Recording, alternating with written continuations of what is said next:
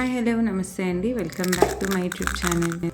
అందరూ సంక్రాంతికి ఫెస్టివల్కి బట్టలు కొనుక్కోవడంలో, పిండి వంటలు చేసుకోవడంలో చాలా బిజీగా ఉంటారు. అండ్ ఊరికి వెళ్ళడానికి ప్రిపరేషన్స్ కూడా జరుగుతూ ఉంటాయి కదా. సో నేనైతే ఈరోజు సింపుల్గా 2 ఐటమ్స్ అయితే చేసుకున్నాను అనమాట పండగకి అని చెప్పి, మురుకులు అండ్ రవ్వ లడ్డు. సో మా ఇంట్లో ఏంటంటే ఎక్కువ చేస్తే పెద్దగా ఎవరు తినరండి, అందుకని చెప్పి నేను రెండే చేస్తున్నాను అనమాట. అయిపోయిన తర్వాత మళ్ళీ చేసుకోవచ్చు అన్నట్టుగా. సో ఫస్ట్ అయితే మురుకులు ఈజీగా క్రిస్పీగా ఎలా ప్రిపేర్ చేసుకోవాలో చూసేస్తాం. ఫస్ట్ అయితే ఒక 6 గ్లాసులు 1 కేజీ తీసుకుంటున్నాను అనమాట. నేను 1 కేజీ బియ్యాన్ని తీసుకొని నీట్గా దాన్ని ఒక 3 టైమ్స్ వాష్ చేసేసుకొని కాసేపు నానబెట్టాలన్నమాట. నానబెట్టాము అంటే మంచిగా వస్తాయని చెప్పి నానబెట్టి చేస్తూ ఉంటాను అనమాట. ఒక 1 అవర్ ఒక 3-4 టైమ్స్ నీట్గా వాష్ చేసేసుకొని ఒక 1 అవర్ నానబెట్టుకోవాలి. మామూలుగా నేనేంటంటే ఉద్దిపప్పు వేసి మురుకులు ఎక్కువ కాలుస్తూ ఉంటాను. బట్ ఈసారి ఏంటంటే కొంచెం టేస్ట్ మారుతాము. అండ్ మనకు అమ్మమ్మ నాన్నమ్మలు చేసి పెట్టేవారు కదా, పాతకాలం రెసిపీ ట్రై చేయాలనిపించింది అనమాట. సో అంటే ఏం లేదండి, జస్ట్ మనం పచ్చిశనగపప్పు ఉంటుంది కదా, అది వాడతామన్నమాట. సో నేను ఏంటంటే పౌడర్ వాడతాను. నా దగ్గర పచ్చిశనగపప్పు పౌడర్ ఉంది కాబట్టి, ఒకవేళ మన దగ్గర పచ్చెనగపప్పు పౌడర్ లేకపోతే 1 కేజీ బియ్యానికి ఒక 1/2 కేజీ పచ్చెనగపప్పుని వాష్ చేసేసుకొని, ఇలాగే బియ్యం ఎలా అయితే మనం ఎండబెట్టి మిల్లుకు కొట్టిస్తాం కదా, సేమ్ దాంతోపాటు పచ్చెనగపప్పు కూడా యాడ్ చేసుకొని కొట్టేసుకోవచ్చు అనమాట. ఒకవేళ మన దగ్గర బియ్యం పిండి శనగపిండి 2 ఉన్నాయంటే 1 గ్లాసు బియ్యం పిండికి 1/2 గ్లాసు శనగపిండి వేసుకుంటే సరిపోతుంది అనమాట. అంటే 1 కేజీ బియ్యానికి ఒక 1/2 కేజీ శనగపిండి సరిపోతుంది.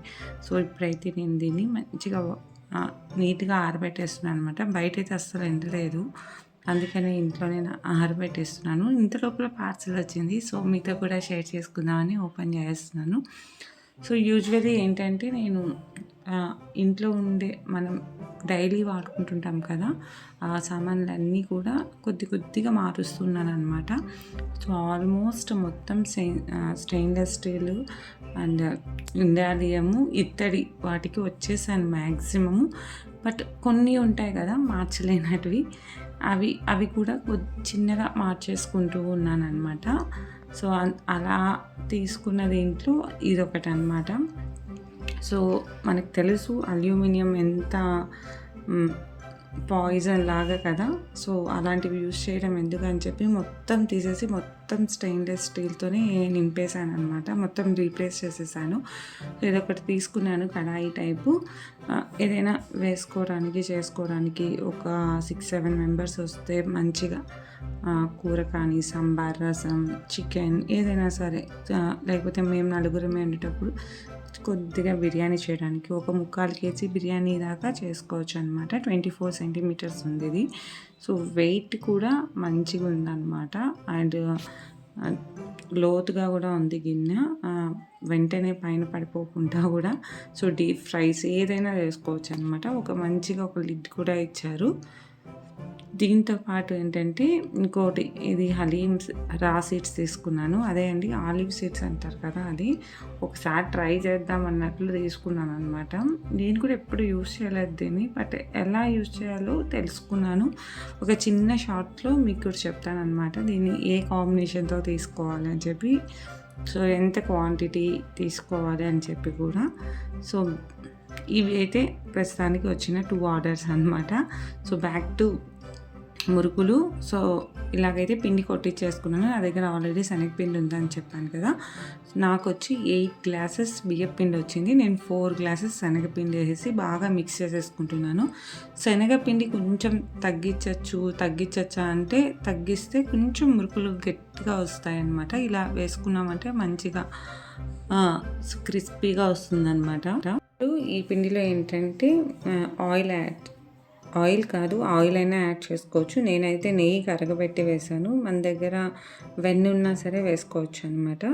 సో వేసుకొని కలుపుకుని తర్వాత ఏంటంటే ఉప్పు, కారం, జీలకర్ర, ఇంకా ఎక్స్ట్రా ఏం యాడ్ చేయలేదన్నమాట. ఎందుకంటే నాకు ఆ ఫీల్ రావాలి అని చెప్పి పాతకాలంలో మనం తినేవాళ్ళం కదా, అలా తినాలి అని చెప్పి సో వాము ఉంటుంది కదా, జస్ట్ అలా చేతులతో మ్యాష్ చేసుకొని వేసుకుంటే దాని ఫ్లేవర్ ఇంకా మంచిగా వస్తుంది కదా, అందుకని చెప్పి అలాగే మ్యాష్ చేసి వేసేసాను అనమాట. అండ్ జస్ట్ ఒక రవ్వ కొద్దిగా నువ్వులు యాడ్ చేస్తున్నాను, ఎక్కువ కూడా యాడ్ చేయలేదు. ఇది జస్ట్ ఆప్షనల్ అనమాట. ఒకవేళ నువ్వులు వద్దనుకుంటే కూడా స్కిప్ చేసేయచ్చు. నువ్వులు వేస్తే ఏంటంటే కొంచెం టేస్ట్ అయితే ఎన్హాన్స్ అవుతుందనే చెప్పాలి. సో వీటిలన్నిటిని మంచిగా మిక్స్ చేసుకుని నార్మల్ వాటరే సరిపోతుంది అనమాట.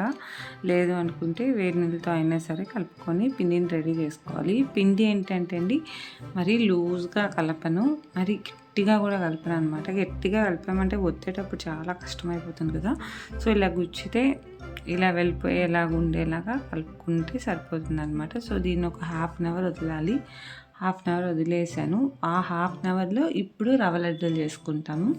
సో టైం వేస్ట్ అవ్వకూడదు. పిల్లలు స్కూల్ నుంచి వచ్చేటప్పుడు నాకు ఈ వర్క్ కంప్లీట్ అయిపోవాలని చెప్పి మనం మురుకుల పిండికి ఎలాగో ఒక హాఫ్ అన్ అవర్ రెస్ట్ చేయాలి కాబట్టి అంతలోపల సున్నుండలు రెడీ చేసేసుకోవచ్చు అని పెట్టేశాను అనమాట. పాండీలో యూజువలీ నెయ్యి వేసుకోవాలి. నెయ్యి ఎక్కువగా వేసుకుంటేనే మనకు సున్నుండలు టేస్ట్ వస్తుంది అనమాట. ఆ నెయ్యిలోనే కొంచెం జీడిపప్పు అండ్ ద్రాక్ష వేయించి పెట్టుకున్నాను. తర్వాత ఏంటంటే 2 గ్లాసెస్ రవ్వని తీసుకున్నాను అనమాట. సో తక్కువే చేస్తున్నాను, ఎందుకంటే స్వీట్స్ మా ఇంట్లో ఎవ్వరు తినరు. మా హస్బెండ్, మా చిన్న బాబు అంతే, వీళ్ళిద్దరు తింటారు అనమాట స్వీట్స్. అందుకని చెప్పి ఏంటంటే కొద్దిగా చేస్తున్నాను, 2 గ్లాసెస్. అందులోకి ఎండు కొబ్బరి ఉంటుంది కదండి, ఎండు కొబ్బరితోనే 2 ఇలాచీలు వేసేసి ఫ్రై చేసుకుంటున్నాను అనమాట.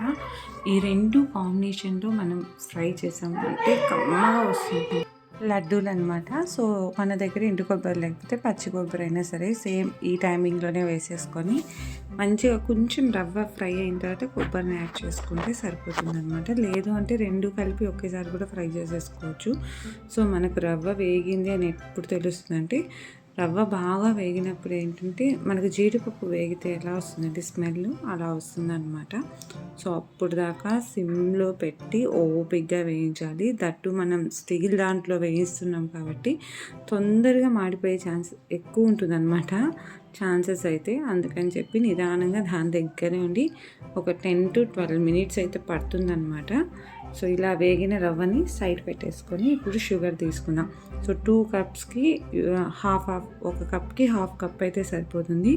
లేదు మీరు షుగర్ ఎక్కువ తీసుకోవాలంటే నేను ఒక కప్పు వేసి అందులో ఒక కాల్ అనమాట వేస్తున్నాను, బట్ ఒక కప్పే మ్యాక్సిమం సరిపోతుంది అనమాట. సో కొద్దిగా ఒక 100 ml వాటర్ పోసేసి ఇప్పుడు చక్కెరని ఒక తీగ పాకం వచ్చేదాకా బాయిల్ చేసేసుకుందాం.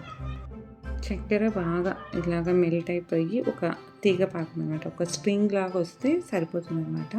సో అలా వచ్చిన తర్వాత వెంటనే స్టవ్ ఆఫ్ చేసేసుకొని ముందుగా మనం ఫ్రై చేసి పెట్టుకున్నాం కదా రవ్వ, దాన్ని కూడా వేసి మిక్స్ చేసేసుకుందాం.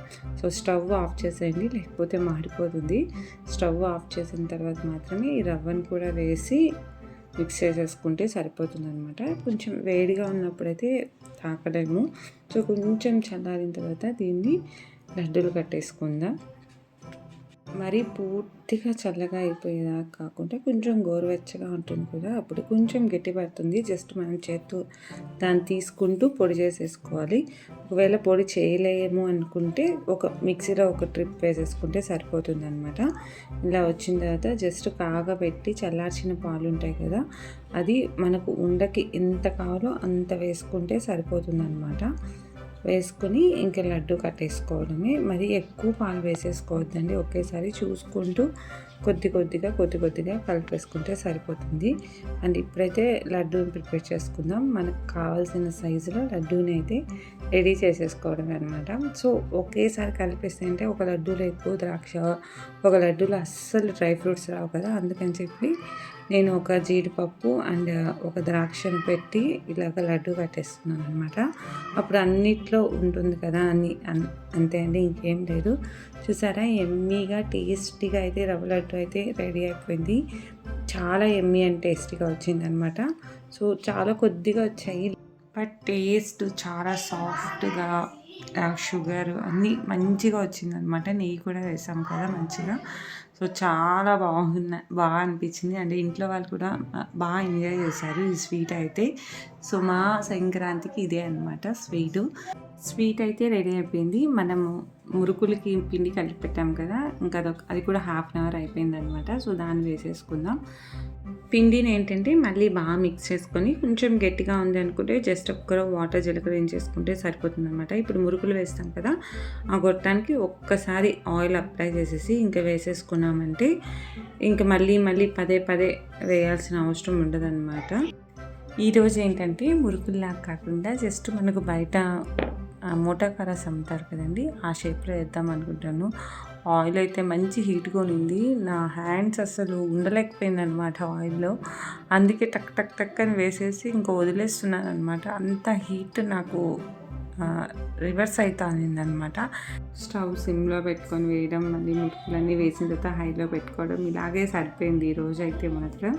And finally yummy and crispy మురుకులు అయితే రెడీ అయిపోయాయి. అండ్ మురుకులు కూడా ఎంత టేస్టీగా ఉన్నాయంటే, సో అంటే మినపప్పు రెగ్యులర్గా తింటాం కదా, సో ఇది కొంచెం ఏమంటారు ఒక చేంజ్ తీసుకొని వచ్చిందని చెప్పాలన్నమాట.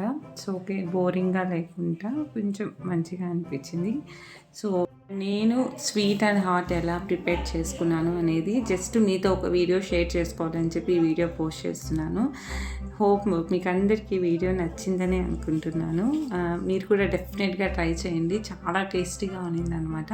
అండ్ నేను అన్ని మెజర్మెంట్స్ కూడా చెప్పాననే అనుకుంటున్నాను. చాలా అంటే చాలా బాగా వచ్చింది.